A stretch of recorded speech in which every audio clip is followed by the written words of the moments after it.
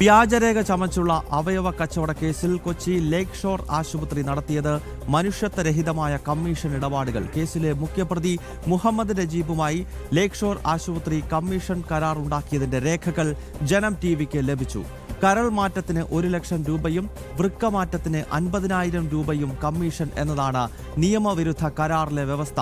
കരാറിലുള്ളതിന്റെ 10 മടങ്ങ് അവയവ റാക്കറ്റിന് കമ്മീഷനായി നൽകി എന്നും കണ്ടെത്തൽ ഉണ്ട്. ജിജീഷ് കരുണാകരനാണ് ഈ വളരെ പ്രധാനപ്പെട്ട വാർത്തയുടെ അപ്ഡേറ്റ്സുമായി കൊച്ചിയിൽ നിന്നും ചേരുന്നത്. ജിജീഷ്, ഈ ലേക്ക് ഷോർ ആശുപത്രിക്ക് ഈ രീതിയിലുള്ള അവയവ കച്ചവടം ഉണ്ടെന്ന് കേരളത്തിന്റെ പൊതുസമൂഹത്തിന് മുന്നിലേക്ക് ആദ്യം വാർത്തയായി എത്തിച്ചത് ജനം ടി വി ആണ്. അത് ജിജീഷ് തന്നെയാണ് അന്ന് ആ റിപ്പോർട്ട് ചെയ്തിരുന്നത്. അപ്പോൾ ഇന്ന് നമ്മൾ അന്ന് നൽകിയ ആ വാർത്തയുടെ അപ്ഡേഷൻ എന്ന നിലയിൽ ഇന്ന് നമുക്ക് പ്രേക്ഷകരോട് പറയാനുള്ളത് ഇതാ, ഈ കരളും മറ്റും ഈ രീതിയിൽ കച്ചവടം ചെയ്യുന്നതിൻ്റെ രേഖ തന്നെ, ആ കരാർ ഉണ്ടാക്കിയതിൻ്റെ രേഖ തന്നെ ഇപ്പോൾ പുറത്തേക്ക് വരികയാണ്. മറ്റു വിശദാംശങ്ങൾ പറയൂ ജിജീഷ്.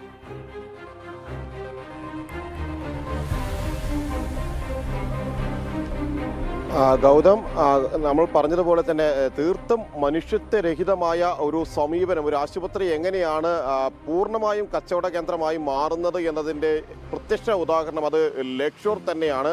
അവിടെയാണ് ഇത്തരത്തിൽ രോഗികളെ എത്തിക്കുന്നതിന് വേണ്ടി ഒരു കമ്മീഷൻ ഇടപാട്, അതിനുവേണ്ടി ഒരു കരാറെല്ലാം ആശുപത്രി ഉണ്ടാക്കിയതിൻ്റെ രേഖകൾ നമ്മളിപ്പോൾ പുറത്തുവിടുന്നത്. അതിൽ ഏറ്റവും പ്രധാനമെന്ന് പറയുന്നത് കരൾമാറ്റൽ ശസ്ത്രക്രിയയാണെങ്കിലും ഒപ്പം തന്നെ വൃക്കമാറ്റിവെക്കൽ ശസ്ത്രക്രിയയാണെങ്കിലും എല്ലാം തന്നെ ഓരോ രോഗിയെ എത്തിക്കുമ്പോഴും എങ്ങനെയാണ് ഈ അവയവ കച്ചവട റാക്കറ്റിൻ്റെ പ്രധാനപ്പെട്ട കണ്ണിയായിട്ടുള്ള നജീബിന്റെ നേതൃത്വത്തിലുള്ള സ്ഥാപനത്തിന് ലേക്ക് ഷോർ പണം നൽകിയത് എന്ന് വ്യക്തമാക്കുന്നതാണ് ഈ കരാർ. അതിൽ സൂചിപ്പിക്കുന്നത് 50,000 രൂപ മുതൽ 1 ലക്ഷം രൂപ വരെ എന്നതാണ്. 1 ലക്ഷം രൂപ നൽകുന്നത് കരൾമാറ്റവയ്ക്കൽ ശസ്ത്രക്രിയ ആവശ്യമുള്ള ഒരു രോഗിയെ ഈ ആശുപത്രിയിൽ എത്തിച്ച് ശസ്ത്രക്രിയയ്ക്ക് നടത്തുകയാണെങ്കിൽ അല്ലെങ്കിൽ എത്തിക്കുകയാണെങ്കിൽ കമ്മീഷനായി 1 ലക്ഷം രൂപ നൽകുമെന്നാണ് നമ്മൾ പുറത്തുവിട്ടിട്ടുള്ള ഈ കരാറിൽ കൃത്യമായി സൂചിപ്പിക്കുന്നത്. മറ്റൊന്ന് വൃക്കയാണ്.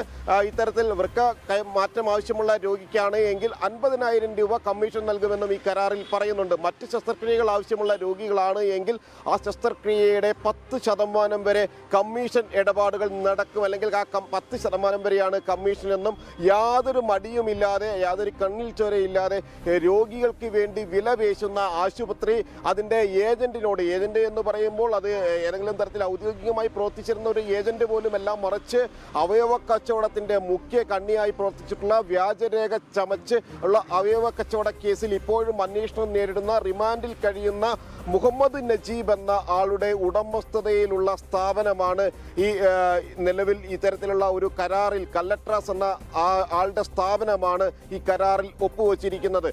നിരവധി ശസ്ത്രക്രിയകൾ ഇത്തരത്തിൽ നടത്തി എന്ന് തന്നെയാണ് കൃത്യമായി തന്നെ എൻഫോഴ്സ്മെന്റ് ഡയറക്ടറേറ്റിന് ലഭിച്ചിരിക്കുന്ന വിവരം.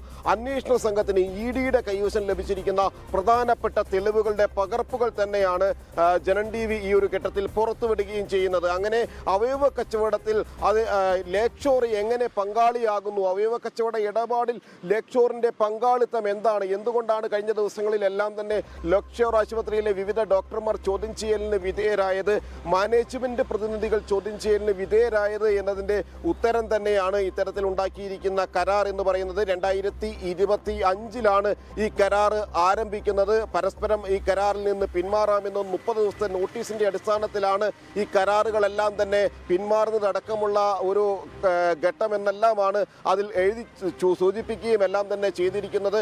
അങ്ങനെ കല്ലട്രാസുമായിട്ടുള്ള ദുരൂഹമായ സാമ്പത്തിക ഇടപാടുകളുടെ അവയവ കച്ചവട ഇടപാടുകളെ കുറിച്ച് തന്നെ വിശദമായ ഒരു അന്വേഷണം ഇപ്പോൾ എൻഫോഴ്സ്മെന്റ് ഡയറക്ടറേറ്റ് നടത്തുകയാണ്. അതിന്റെ ഭാഗമായിട്ടാണ് കഴിഞ്ഞ ദിവസം ഡോക്ടർമാരെ ചോദ്യം ചെയ്തത്.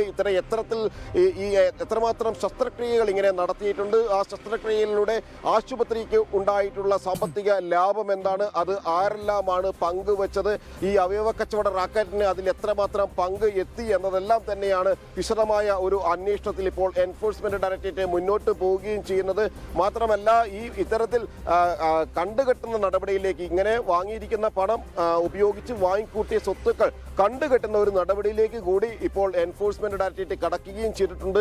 ഈ തെളിവുകളെല്ലാം തന്നെയാണ് അന്വേഷണ സംഘത്തിന് മുന്നിലുമുള്ളത്. ഗൗതം.